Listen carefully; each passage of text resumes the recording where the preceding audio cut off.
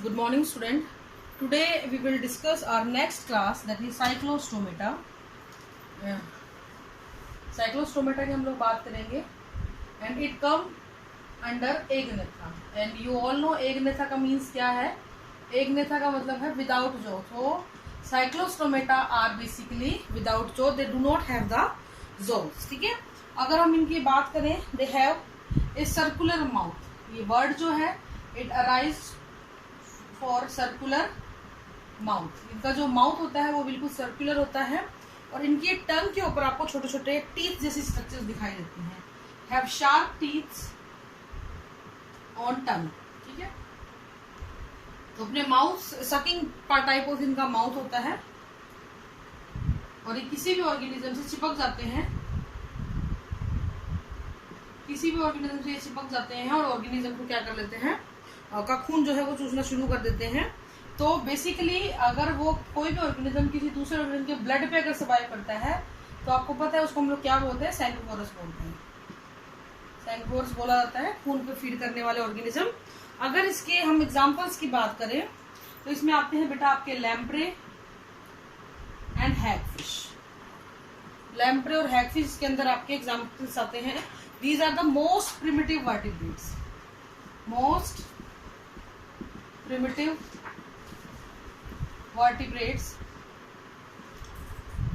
सबसे ज्यादा primitive vertebrates होते हैं. ठीक है. अगर हम बात करते हैं इनके फीचर्स की या इनके हैबिटेट की, सबसे पहले हम बात करेंगे तो ये एक्सक्लूसिवली सी में रहते हैं. दे लिव्स इन मराइन और सी वाटर. बट एक इंपॉर्टेंट चीज यहाँ पे आपको देखने को मिलेगी, for spawning they go to river. यानी कि जब उनको अपने अंडे देने होते हैं तो वो नदियों की तरफ जाना शुरू कर देते हैं. वहां पे ही इनका फर्टिलाइजेशन होगा. स्पॉनिंग का मतलब आप समझते हो कि मेल अपने स्पर्म रिलीज करेगा, फीमेल अपने अवम रिलीज करेगी और फिर उनकी मेटिंग होगी, फर्टिलाइजेशन होगा. तो समुद्रों से रिवर की तरफ ही जाना शुरू करते हैं. तो ये इनका एक स्पेशल फीचर है कि समुद्रों में रहने वाला जीव लाइफ का कुछ पीरियड या लाइफ में जब अब फर्टिलाइजेशन करना है तो वो कहाँ जा रहा है, नदियों की तरफ जा रहा है. और बड़ी ही हैरानी के और भी ज्यादा बात है कि इन ऑर्गेनिज्म के जो पेरेंट होते हैं आफ्टर फर्टिलाइजेशन या आफ्टर रिलीजिंग ऑफ स्पर्म और गैमीट्स, वो डाई कर जाते हैं, वो मर जाते हैं. और जो नए बच्चे पैदा होते हैं वो वापस नदियों से समुद्रों की तरफ चल पड़ते हैं. और ये बहुत ही एक बेसिक इंस्टिंक्ट इनके अंदर है कि इनको रिवर में ये बन रहे हैं लेकिन इनको ये पता है कि उन्हें हिल फिर के कहाँ पे जाना है, समुद्रों की तरफ ही जाना है. तो ये बड़ा इंटरेस्टिंग इनके अंदर एक फीचर पाया जाता है. ये ऑर्गेनिज्म जो होते हैं ये एक्सटर्नल फर्टिलाइजेशन करते हैं, ये मैं आपको बता ही चुकी हूँ.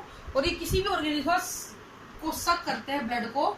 सकिंग एनिमल टाइप ऑफ इनका माउथ होता है. अगर हम इनकी बॉडी की बात करें तो ईल लाइक बॉडी होती है इनकी. ऐसे बड़ी सी ईल, ऐसे फिश, ऐसे ईल लाइक होती है बॉडी इनकी. बहुत ही ज्यादा स्लगिश होते हैं, स्लाइमी बॉडी होती है इनकी. स्लाइमी होती है, सॉफ्ट होती है, स्मूथ बॉडी होती है. ठीक है. और इनके ऊपर स्केल नहीं होती है. इंपॉर्टेंट चीज है, इनके ऊपर स्केल नहीं पाए जाते. They are the scaleless. लेकिन इनकी स्किन के ऊपर, क्योंकि स्लाइमी है, बहुत ज्यादा चिकनी होती है, तो म्यूकस ग्लैंड होती है विच आर यूनिसेल्युलर. तो यूनिसेल्युलर म्यूकस ग्लैंड यहाँ पर इनकी प्रेजेंस देखी गई है. अगर हम इनके एंडोस्केलेटन की बात करें तो दे हैव कार्टिलेजिनस एंडोस्केलेटन. ये ध्यान रखना है आपने. इनका जो एंडोस्केलेटन है वो कार्टिलेज का बना हुआ होता है. नोटोकोड, नर्व कोड, ये सारी बातें यहाँ पे भी आएंगी, हम पहले भी बात कर चुके हैं. तो नोटोकोड जो होती है वो थ्रू आउट लाइफ मिलती है. Notochord persist through out life.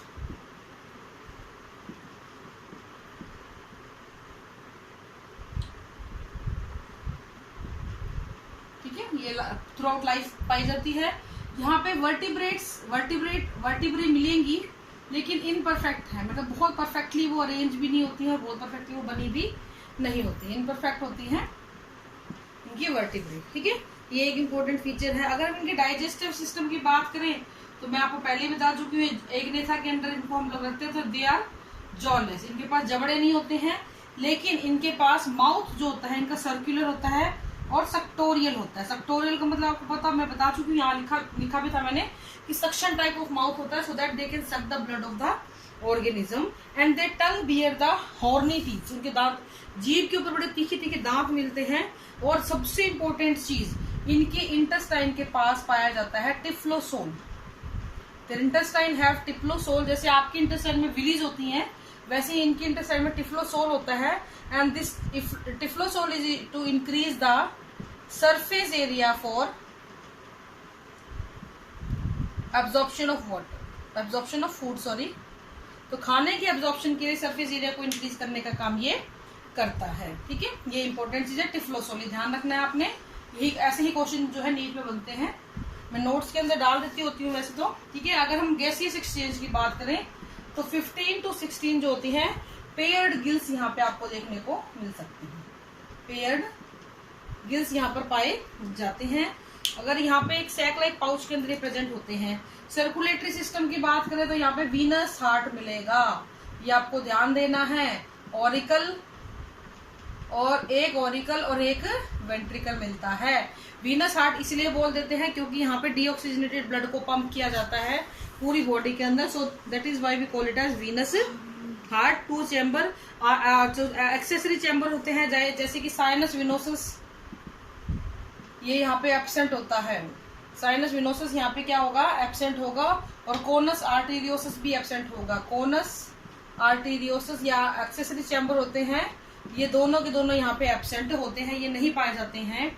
अगर हम इसकी आरबीसी की बात करें तो आरबीसी कैसी होती है बेटा, सर्कुलर होती है, इरेगुलर शेप भी मिल सकती है और न्यूक्लिएटेड होती है। ये ध्यान रखना है, हमारे अंदर मैच्योरिटी पे न्यूक्लियस नहीं मिलता है आरबीसी में, लेकिन इनके अंदर न्यूक्लियस पाया जाता है। ये एक इम्पोर्टेंट चीज है। एक्सक्रीटरी सिस्टम की अगर हम बात करते हैं तो यहाँ पे किडनीज पाई जाती हैं एक्सक्रीटरी सिस्टम के लिए, एक्सक्रीशन के लिए। अगर हम बात करें इनके नर्वस सिस्टम की तो लगभग 8 से 10 जोड़ी क्रेनियल नर्व होती है बेटा, जो आपके माउथ वाले हिस्से में, इस वाले हिस्से में रहती हैं, उसको हम बोलते हैं क्रेनियल नर्व। तो 8 से 10 जोड़ी क्रेनियल नर्व यहाँ पे आपको देखने को मिल जाती हैं। क्रेनियल नर्व की यहाँ पे प्रेजेंस देखी गई है, अपने में 10 से 12 होती है, यहाँ पे आप 8 से 10 होती हैं। Sense organ, olfactory sac, olfactory sac होती है यहाँ पे। इसके अलावा ईयर यहाँ पे मिलते हैं, मेम्ब्रेना लैबिरियंथ मिलती है, मेम्ब्रेना लैबिरियंथ यहाँ पे पाई जाती है। इसके अलावा लेटरल लाइन सेंस ऑर्गन बड़ा इंपॉर्टेंट है ये इनके लिए, कि they can sense the wave, किस तरफ से नदी की वेव्स बन रही है उसको सेंस करके ये अपनी बॉडी को मूव करवाते हैं, तो उसको हम बोलते हैं lateral line sense system. Water current की डायरेक्शन को ये इजीली परसीव कर सकते हैं और उसके हिसाब से अपने आप को चल सकते हैं। If we are talking about the reproduction, तो इनके पास गोनोडक्ट नहीं होती है। Gonads do not have the gonoduct. Sperm जो होते हैं वो डायरेक्टली रिलीज किए जाते हैं यूरिनोजेनाइटल ट्रैक में, यूरिनोजेनाइटल ट्रैक में स्पर्म को या उनको डायरेक्टली रिलीज कर दिया जाता है, ठीक है बेटा। नेक्स्ट एक चीज यहाँ पे बीच में रह गई थी बेटा आपकी, कि इसकी जो फिन्स होते हैं वहां पे पेयर्ड फिन जैसी कोई स्ट्रक्चर नहीं मिलती है। एक मीडियन फिन होता है जो कार्टिलेज के द्वारा सपोर्ट किया जाता है, तो यहाँ पे पेयर्ड फिन नहीं है, आपको मीडियन फिन मिलेगा जो कार्टिलेज की हेल्प से सपोर्टेड होता है। और पेयर्ड फिन जैसी कोई चीज यहाँ पे नहीं पाई जाएगी, ये चीज आपको ध्यान रखनी है, ठीक है। नेक्स्ट आता है बेटा आपका फर्टिलाइजेशन, वो हम पहले ही बता चुके, एक्सटर्नल है और फर्टिलाइजेशन करने के लिए जाती कहाँ है, रिवर के पास जाती हैं। लार्वा होता है इसका एमोसीड, ये याद रखना है, ये बहुत इंपॉर्टेंट है। एमोसीड लार्वा इसका होता है।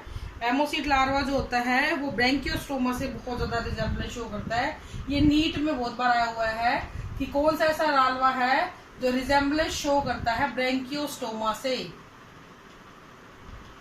तो ये ब्रैंकियोस्टोमा कौन सा होता है बेटा, एमोसीड लार्वा होता है जो अपने आप को रिजेम्बलेंस दिखाता है अपनी इससे लार्वा से, ठीक है। इसके एग्जांपल मैं आपको पहले ही बता चुका हूँ, पेट्रोमाइजोन हो गया, मिक्सिन हो गया, या आप इसको लैम्प्रोर हैगफिश भी बोल सकते हैं। So this is all about the Cyclostomata. This is all for today. Thank you and have a nice day.